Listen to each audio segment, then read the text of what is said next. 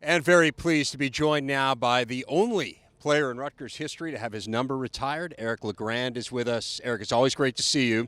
Let's talk first about the changes in this program. You are very close to this program, have remained so through the years. First season under Chris Ash. I know you saw them practice some in the spring. First time to see them this preseason. What stands out about the biggest changes you've seen here? The biggest change is, I would say discipline. These guys are way more disciplined, than I've seen in the past few years.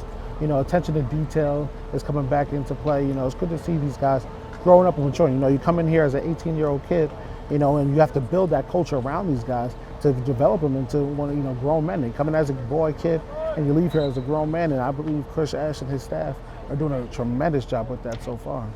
I know you're going to address the team on Monday. I don't want you to give away too much, but give me a sense of what your message is going to be to them. Well, I'm actually going to really tell my story, dig deep into my story, because a lot of these kids, they weren't here when I was here, and a lot of them are young now. So, they see me always on social media when I stop by practice, but they actually don't know my story. So I'm actually happy that I get to share my entire story with them and the lessons I've learned here, what was going on while I was here, and then also after my injury, how the university rallied around me and just still keeps me a part of everything, which is amazing. You mentioned those lessons. What's the biggest lesson you would want to convey to them? The best, don't take this for granted at all.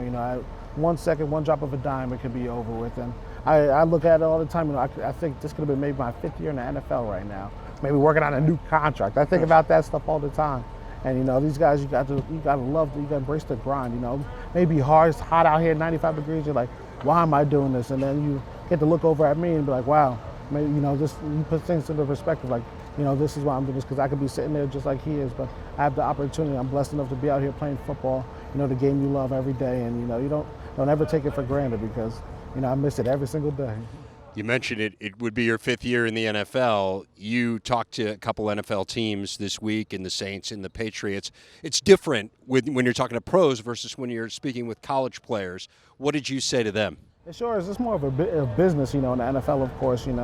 That's where they're trying to get their livelihood, to make sure they can set themselves up for a life after football when they're done playing. So, but I still shared my story with them, and I was able to also bring out a Boston Marathon survivor and also a W amputee, first woman to actually complete the Boston Marathon this past year, and allowed them to share their story and come into the football world, which was pretty amazing, because most of the guys in the NFL now, they knew my story, they heard of who I was and everything, so I got to brief them a little bit.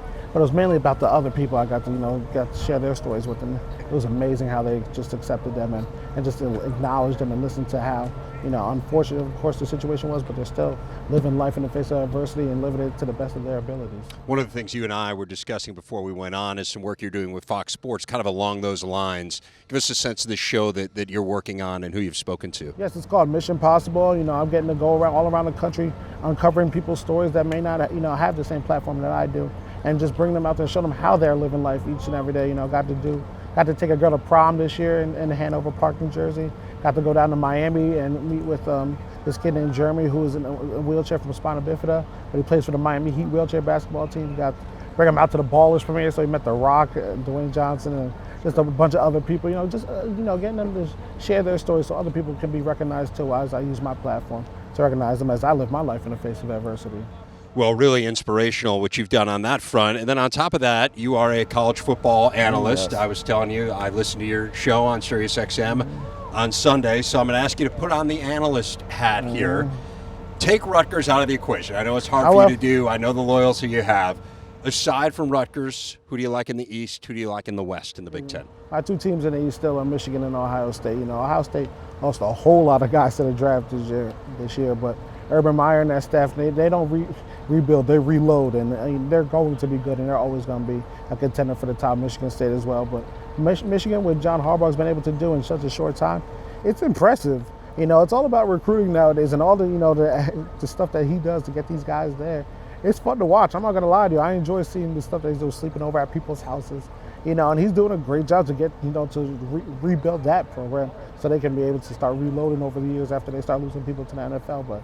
And then I go to the West, and I just think of what Kirk Francis has done with that Iowa team, and I don't know if I can see anybody beating them again coming out of that West. It's very impressive, and it's hard-nosed football. Line it up.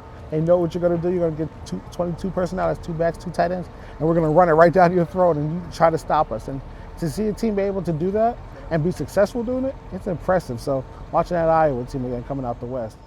Well, Eric, always a pleasure to visit with you. Great to see you here at Rutgers. I look forward to hearing your message on Monday, and thanks for spending a few minutes with us. Hey, thank you for having me on.